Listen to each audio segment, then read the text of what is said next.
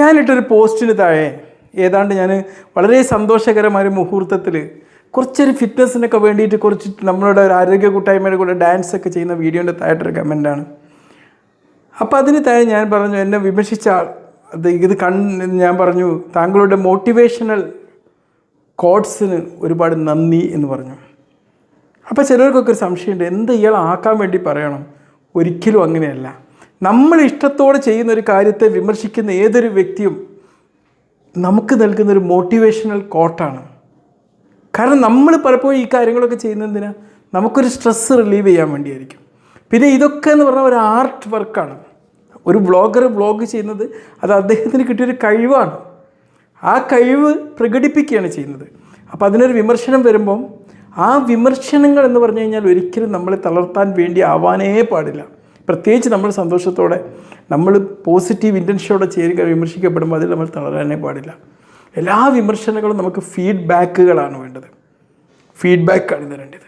അതുകൊണ്ടാണ് പറയുന്നത്, ആ ഒരു വിമർശനത്തെ നിങ്ങൾ ഉൾക്കൊണ്ടുകൊണ്ടൊരു അവരുദ്ദേശിച്ചതിൽ മാറുകയാണെങ്കിലും അവരുദ്ദേശിച്ചതിന് വിപരീതമായിട്ടാണ് നമ്മൾ പ്രവർത്തിക്കുന്നതെങ്കിലും രണ്ടാണെങ്കിലും അതൊരു മോട്ടിവേഷൻ വാക്കാണ്. അങ്ങനെയേ ചെയ്യാൻ പാടുള്ളൂ. നിങ്ങളിപ്പോൾ ഒരു മനുഷ്യൻ തെറി പറഞ്ഞു, നിങ്ങളൊരു മനുഷ്യൻ നിങ്ങൾക്ക് ഇഷ്ടമില്ലാത്തൊരു കാര്യം പറഞ്ഞു, അതിൻ്റെ പേരിൽ നിങ്ങൾ അസ്വസ്ഥനാവുകയാണെങ്കിൽ നിങ്ങളുടെ ജീവിതം നിങ്ങൾ പരാജയപ്പെടുക. നിങ്ങളുടെ ഒരു ശത്രുവിൻ്റെ മുമ്പിലേക്ക് നിങ്ങൾ അടിയറവ് വെക്കുന്നതിന് തുല്യമാണത്. സാമൂഹിക ജീവിതമാണെങ്കിലും എന്ത് നമ്മുടെ പേഴ്സണൽ ലൈഫാണെങ്കിലും വിമർശനങ്ങളെ ഇങ്ങനെ മോട്ടിവേഷണൽ കോട്സുകളാക്കി മാറ്റുക. പലപ്പോഴും നമ്മുടെ മലയാളികളുടെ ഒരു പ്രശ്നം എന്താണെന്നറിയോ? നമുക്കിഷ്ടമില്ലാത്ത ഒന്നിനെക്കുറിച്ച് മറ്റൊരാൾ പറയുകയാണെങ്കിൽ അതിനെ നഖശികാന്തം വിമർശിക്കും. ഇപ്പം ഞാൻ പലപ്പോഴും ശ്രദ്ധിച്ചിട്ടുണ്ട്. ഇപ്പം ഞാനൊരു ഇസ്ലാം മത വിശ്വാസം അനുസരിച്ച് ജീവിക്കുന്നൊരു മനുഷ്യനാണ്. അപ്പോൾ പലപ്പോഴും ഇസ്ലാമിനെ വിമർശിക്കുന്ന പോസ്റ്റുകൾക്ക് താഴെ ഇസ്ലാമികം എന്ന് പറയുന്ന പല ആൾക്കാരും വളരെ മോശം വേർഡ്സ് ഉപയോഗിച്ച് മറ്റുള്ളവർ തെറി പറയുന്നത് കാണാം. ഇസ്ലാമിക നിയമം അനുസരിച്ച് ഇങ്ങനെ പറയുക എന്ന് പറയുന്നത് തന്നെ തെറ്റാണ്. മറ്റൊരാളെ തെറി വിളിക്കുന്നത് തെറ്റാണ്. മറ്റൊരാളെ കുറ്റങ്ങളെ പോലും പുറത്ത് പറഞ്ഞ് നടക്കൽ തെറ്റാണ്. ഇതൊക്കെ തെറ്റാണ് അതനുസരിച്ച്. ചുരുക്കി പറഞ്ഞാൽ ഈ മതവിരുദ്ധമായിട്ടുള്ള കാര്യങ്ങൾ തന്നെ മതത്തെ വിമർശിക്കുന്നവർക്കെതിരെ ഇട്ട് പ്രയോഗിക്കുകയാണ്.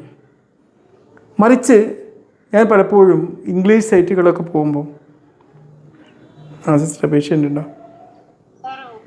വരാം. ഇംഗ്ലീഷ് സൈറ്റുകളൊക്കെ പോലെ അവിടെ വരുന്ന വിമർശകർക്ക് മുമ്പിൽ അവർ ഇതിൻ്റെ ഒരുപാട് പോസിറ്റീവ് കാര്യങ്ങൾ വിട്ടു കൊടുക്കുക. അവസാനം വിമർശിക്കുന്ന ആളെന്താവും? അവരെന്തൊന്നിനാണ് വിമർശിച്ചത് ആ ട്രാക്കിലേക്ക് നടക്കുന്ന സാഹചര്യം ഉണ്ടാവുക.